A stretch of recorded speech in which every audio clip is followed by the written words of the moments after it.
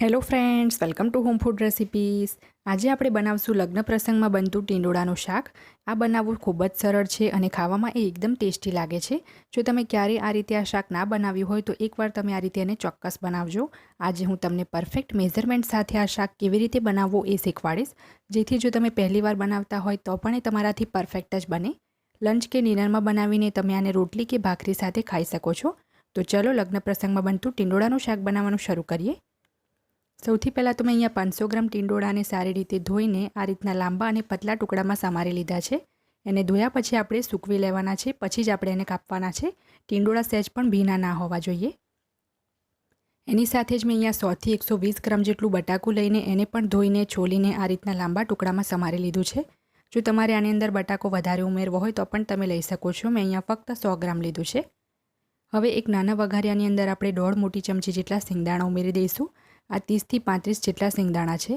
Slow flame ઉપર આપણે આને સહેજ કલર બદલાય ત્યાં સુધી શેકવાના છે.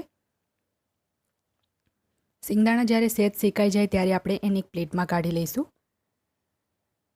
અને હવે આપણે સેમ વઘારિયાની અંદર 1.5 મોટી ચમચી જેટલું સૂકા કોપરાનું છીણ ઉમેરીશું. 1 મોટી ચમચી એટલે કે 1 ટેબલ સ્પૂન આપણે તલ ઉમેરીશું અને બંનેને આપણે સતત હલાવતા રહીને ગેસ બંધ કરીને શેકી લેવાના છે. પેન આપણું એકદમ ગરમ છે તો બંને એકદમ સરસ રીતે શેકાઈ જશે. તો સતત આપણે એને હલાવતા રહીશું, નહીં તો એ બળી જશે. તો અહીંયા તમે જોઈ શકો છો કે એનો કલર સહેજ બદલાઈ ગયો છે. તો આને પણ આપણે સેમ પ્લેટની અંદર કાઢી લઈશું.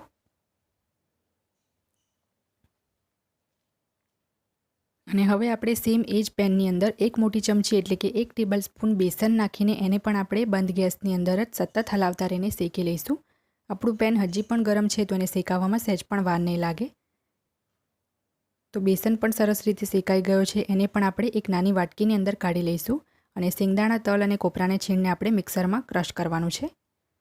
તો હવે એક પ્લેટની અંદર આપણે ક્રશ કરેલા તલ, સિંગદાણા અને કોપરાનું છીણ એડ કરી દઈશું.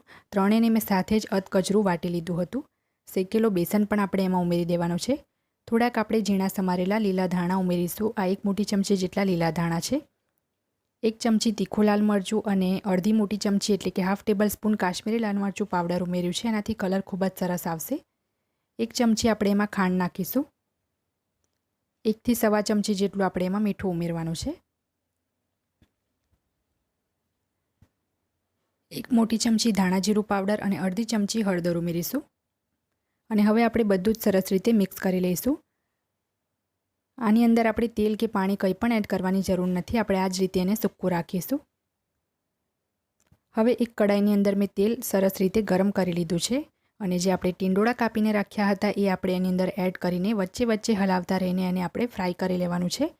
મીડિયમ ટુ હાઈ ફ્લેમ પર આપણે એને ફ્રાય કરવાનું છે. જો તમે એકદમ સ્લો ફ્લેમ પર એને ફ્રાય કરશો તો ખૂબ જ વાર લાગશે, એટલે મીડિયમ ફ્લેમ પર જ આપણે એને ફ્રાય કરીશું.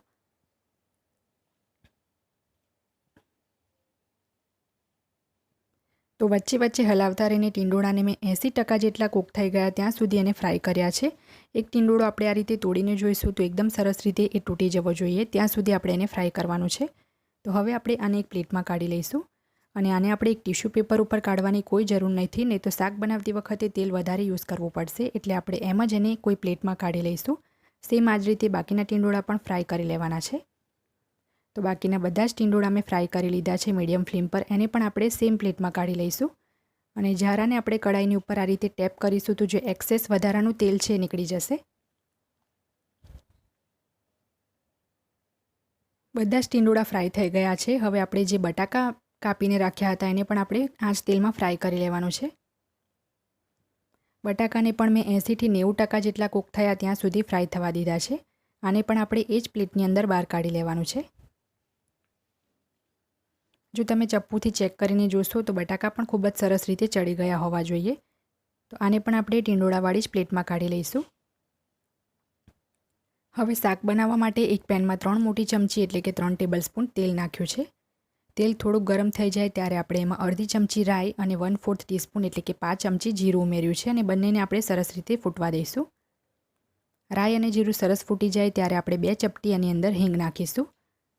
1 મોટી ચમચી જેટલી આપણે આદુ, લસણ અને લીલા મરચાંની પેસ્ટ ઉમેરીશું અને 30 સેકન્ડ માટે આપણે આ પેસ્ટને સાંતળી લઈશું, જેથી એની અંદર જે કંઈ પણ કચાશ હોય એ નીકળી જાય. 30 સેકન્ડ પેસ્ટને સાતળ્યા પછી હવે આપણે જે ટિંડોળા અને બટાકા ફ્રાય કરીને રાખ્યા હતા એ આપણે આમાં ઉમેરી દઈશું.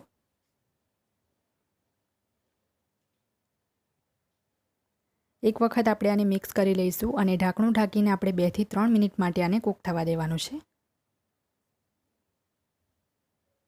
2 મિનિટ થઈ ગઈ છે તો ઢાંકણું ખોલી લઈશું અને હવે આપણે જે મસાલો બનાવ્યો હતો સિંગદાણાવાળો એ આપણે આની અંદર એડ કરવાનો છે.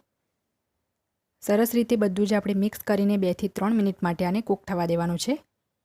આની અંદર તમારે મીઠું ચાખી લેવાનું છે. જો ઓછું લાગે તો તમે હજી પણ વધારે એડ કરી શકો છો. જો તમને આ સ્ટેજ ઉપર એવું લાગે કે શાક એકદમ સૂકું થઈ ગયું છે તો ફક્ત 1 મોટી ચમચી જેટલું પાણી તમે આમાં ઉમેરી શકો છો. તો હું પણ આની અંદર 1 ટેબલસ્પૂન જેટલું પાણી ઉમેરી છું, આનાથી વધારે નહીં. અને ઢાંકણું ઢાંકીને આપણે એને 2 થી 3 મિનિટ માટે કૂક થવા દઈશું.